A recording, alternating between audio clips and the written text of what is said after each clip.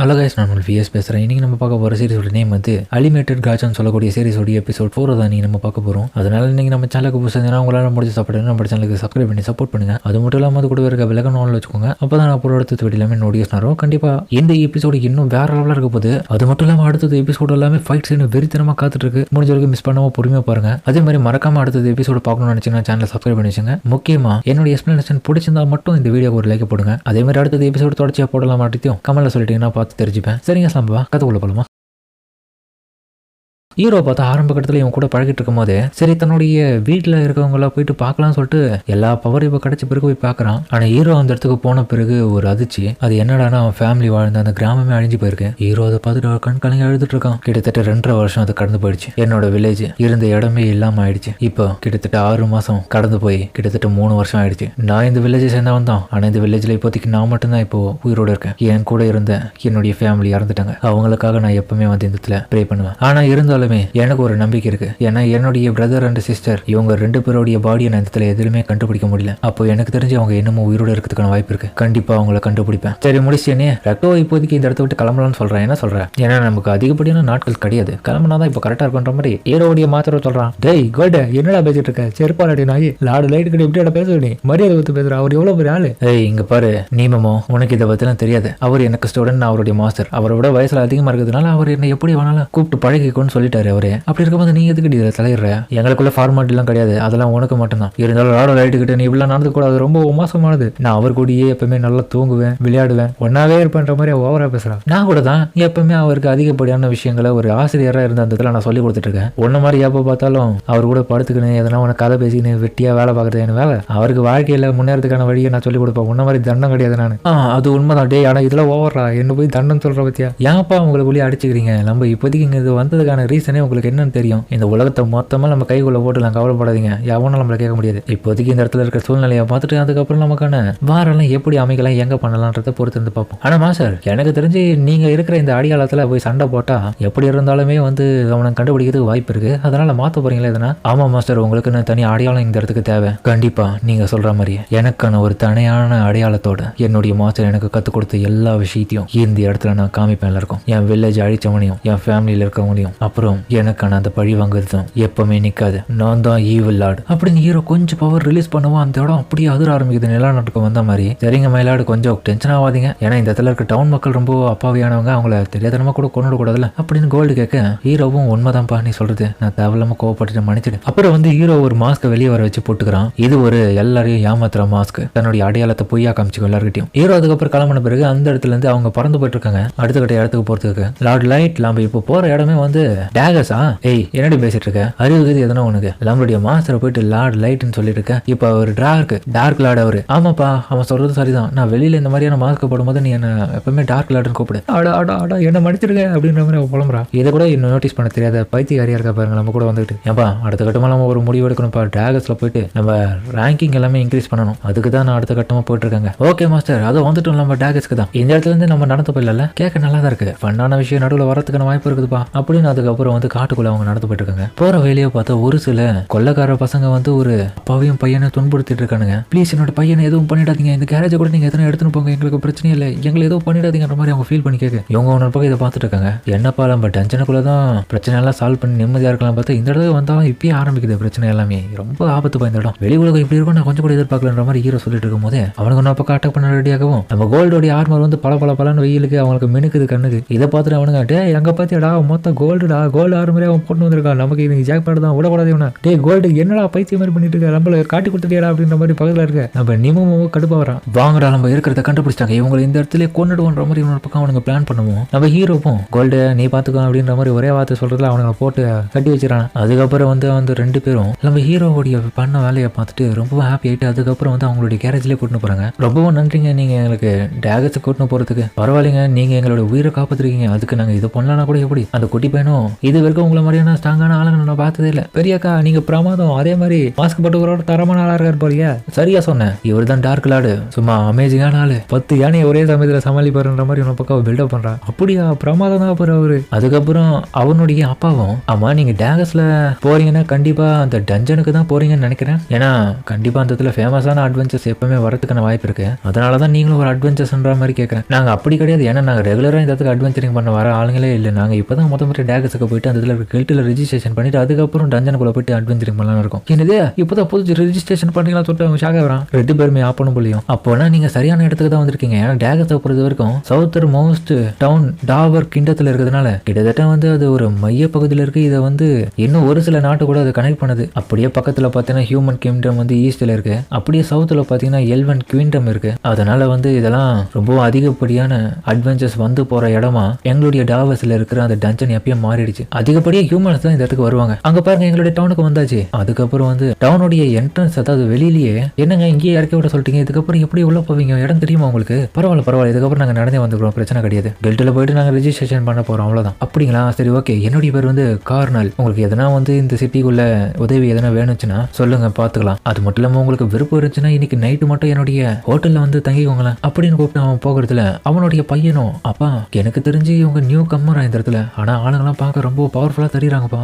ஆமாண்டா மகனே, ஏன்னா எனக்குமே கொஞ்சம் ஷாக்கா தான் இருக்கு. ஏன்னா இவ்வளவு பவர்ஃபுல்லான ஆளுங்க தங்களுடைய லோ ப்ரொஃபைல மெயின்டைன் பண்ணி இதுக்குள்ள வரதுக்கான காரணம் என்னவா இருக்கும்? அதுக்கப்புறம் அவங்க 3 பேரும் அந்த இடத்துல இருந்து அந்த டவுனுக்குள்ள போயிட்டே இருக்க, பாத்தியா இவ்வளவு வகை வகையான வெப்பன்லாம் இருக்கு, டே இது நம்ம ஊர்லயே பார்க்காதடா, மூடின்னு வாழான்ற மாதிரி உன பக்கம் அவனுக்குள்ளே பேசிட்டு வராங்க. அதுக்கப்புறம் கில்ட்டுக்குள்ள போக, அட்டேங்கப்பா கில்ட்டுல பாரு ஏகப்பட்ட பேர் இருக்காங்க. இப்படியாப்பட்ட பரபரப்பான கில்ட்டு இது வரைக்கும் நான் பார்த்தது இல்லப்பா. ஆமா, நிறைய எனக்கு தெரிஞ்சதுல அட்வென்ச்சர்ஸா ஹியூமன்ஸ் தான் இருக்காங்க. மயிலாடு இருந்தாலும் இவங்க எதுக்காக இவ்வளவு வியடா நடந்துக்கிறாங்க மனிதர்கள்? அதாவது யாராச்சும் வேற ரேசஸ் சேர்ந்தவங்க வந்தாலே ஒரு மாதிரி தண்ணியா தள்ளி விட்டு பேசுறாங்களே. சரியா சொன்னேன், ஹியூமன்ஸை பொறுத்த வரைக்கும் ஸ்டில் இப்படிதான் எப்பவுமே ட்ரீட் பண்ணிட்டு இருக்காங்க மத்தவங்களையும். அதனால அந்த ரேசஸ் சேர்ந்தவங்க நம்ம ஹியூமன்ஸ் இந்த மாதிரி ட்ரீட் பண்ணது தப்பு இல்லை தான். அதுக்கப்புறம் கில்ட்டில் போயிட்டு ஹீரோக்கான ரெஜிஸ்ட்ரேஷன் பண்ணும்போது எஃப்ராங்க தான் ஸ்டார்டிங்ல கொடுப்பாங்கன்னு சொன்னோன்னே இவ கடுப்பா, என்ன நீங்க பேசிருக்கீங்க, எங்களுடைய டார்க் லார்ட் அப்படிலாம் வாய்ப்பே கிடையாது. என்னுடைய டார்க் லார்ட் வந்து எஃப்ராங்க்ல இருக்கிறதுக்கு முடியாது. அவர் அப்படி இல்லைனா எஸ் ரேங்க் இல்லைனா எஸ் ரேங்க் மேலப்பட்ட பவர்ஃபுல்லான ஆளு, அவருக்கு எப்படி நீங்க எஃப்ராங்க கொடுப்பீங்க, இதுக்கு நான் ஏத்துக்க முடியாது, இங்க நான் பிரச்சனை பண்ண போறேன்ற மாதிரி இன்னொரு பக்கம் அவ கடுப்பாயிட்டு பேசிட்டு இருக்கு. ஆனா அவங்க சொல்றது இவ காதலே வாங்க மாட்டா. எங்க எல்லாருக்கும் பொதுவாக ஆரம்பத்துல எஃப்ராங்க தாங்க கொடுப்போன்ற மாதிரி சொல்லிட்டு இருக்கோம். ஹீரோ உடனே பரவாயில்லைங்க, அவளுக்காக நான் மன்னிப்பு கேட்டுக்கிறேன், தயவு செஞ்சு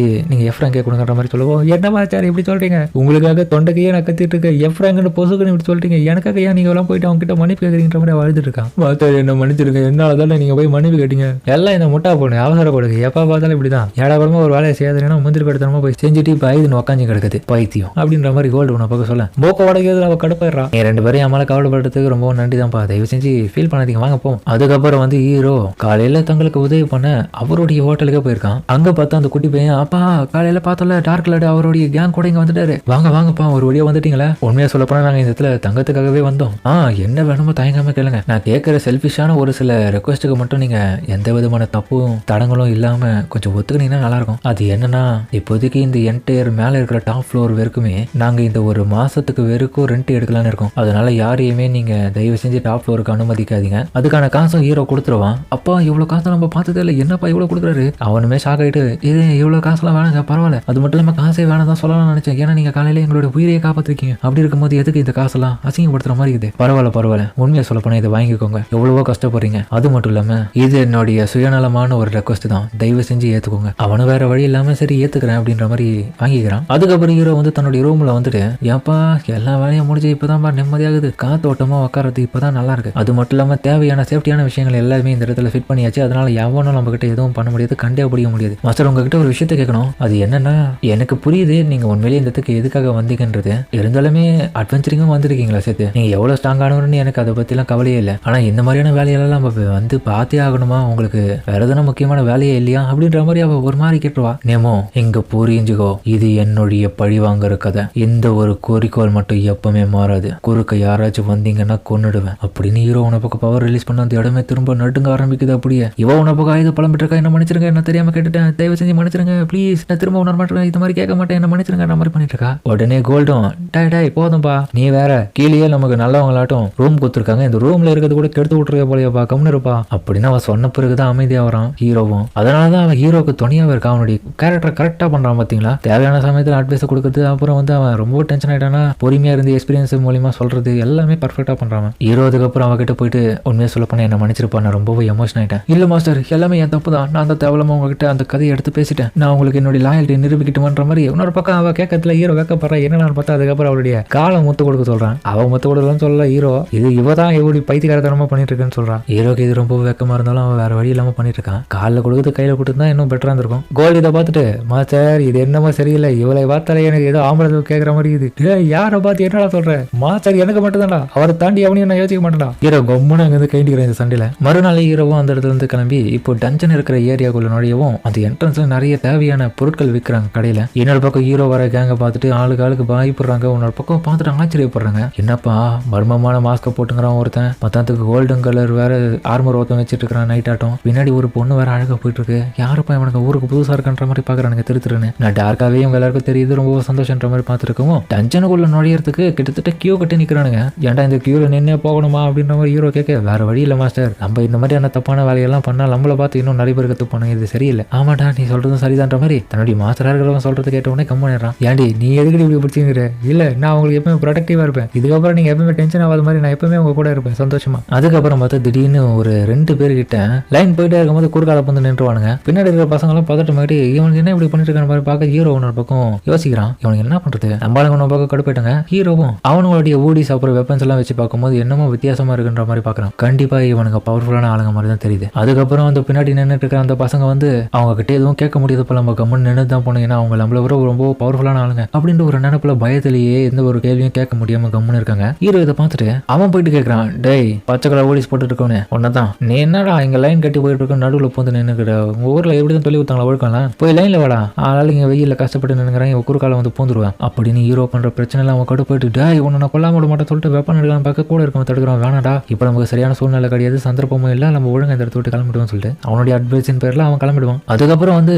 அந்த இடத்துல இந்த விஷயத்த பார்த்து எல்லாருமே அவங்க கிட்ட பாராட்டுறாங்க ஹீரோவை பார்த்து, நீங்க பிரமாதமான தைரியமான ஆளா இருக்கீங்கன்னு சொல்லிட்டு. கூடவே அந்த குட்டி பசங்களும் ஒரு பக்கம் நன்றி சொல்றாங்க ஹீரோக்கு. அதுல ஒருத்தவன் பார்த்தா, சார் நைட்டு நீ போட்டுங்கிறியா அது ஆர்மர், அது உண்மையிலேயே கோல்டா, டே என்னடா கேவலமான கேள்வி எல்லாம் கேட்டுக்கிறாங்களே, உண்மையை சொல்லப்பா நான் கோல்டு எல்லாம் கிடையாதுப்பா, இந்த நாய் இப்படிதான் சுத்திங்க சொல்லினேன், ஆனா உண்மையா சொல்லப்போனா இது மேல கோல்டு கோட்டிங் தான் போட்டிருக்காங்க, இது சாதாரண மெட்டல் தான், உண்மைதான்ப்பா, இந்த கோல்டு போட்டு இந்த மாதிரி நான் போட்டு இருக்குது எனக்கு ஒரு ப்ரைட் ஆட்டம் தோணுது, அதனாலதான் இப்படி போட்டுக்கிற மாதிரி அவன் சீனா போட. அதுலயே ரொம்பவும் மூத்த பையனா ஒருத்தர் இருக்கான், அவன் ரொம்பவும் நிறைய எக்ஸ்பீரியன்ஸ் ஓரளவுக்கு வச்சுட்டு இருக்கான். கண்டிப்பா இதுதான் உங்களுடைய ஃபர்ஸ்ட் டைம் இந்த டஞ்சனுக்குள்ள நுழையிறது. ஆமா என்ன சொல்றீங்க, எதனால, முடிஞ்ச அளவுக்கு இந்த இடத்துல இருக்க எல்லாரையும் பாத்துக்கோங்க, ஏன்னா உங்களுக்கு தேவையான அதிகப்படியான சாப்பாடு வெப்பன்ஸ் எல்லாமே தயாரா வச்சுட்டு இருக்காங்க, அது போல நீங்க எல்லாரும் தயாரா வச்சுக்கோங்க, ஏன்னா டஞ்சன் ரொம்ப பெருசு அப்படின்னு அந்த பையன் வந்து தங்களுக்கான சப்ளைஸ் எடுத்து வச்சுக்கினா சேஃப்டியா உள்ள போயிட்டு நீங்க பாதுகாப்பா வெளியே வரலான்ற மாதிரி அட்வைஸ் கொடுக்கவும் ஹீரோவுடைய கேங்க சேர்ந்தவங்க அதை ஏத்துக்கிறாங்க. பரவாயில்ல இந்த பசங்க எல்லாமே ரொம்ப நல்லவங்களா இருக்காங்க. அதுக்கப்புறம் டஞ்சனுக்குள்ள போறதுக்காக ஆளுங்களை வரிசையாக கூப்பிடுறது நம்ம ஹீரோ. அதுக்கப்புறம் அவனுடைய கேங்கோட உள்ள போக அந்த டஞ்சன் பார்த்தவங்க பக்கம் சமாளமா இருக்கு. இந்த டஞ்சன் ரொம்ப பெருசா இருக்கு, இதுக்குள்ள இருக்கிற மான்ஸ்டர்ஸ் எல்லாமே எப்படிதான் வெளியே வருதுன்னு தெரியல. ஆனா உண்மையா சொல்ல போனா இந்த டஞ்சனை காட்டிலும் இந்த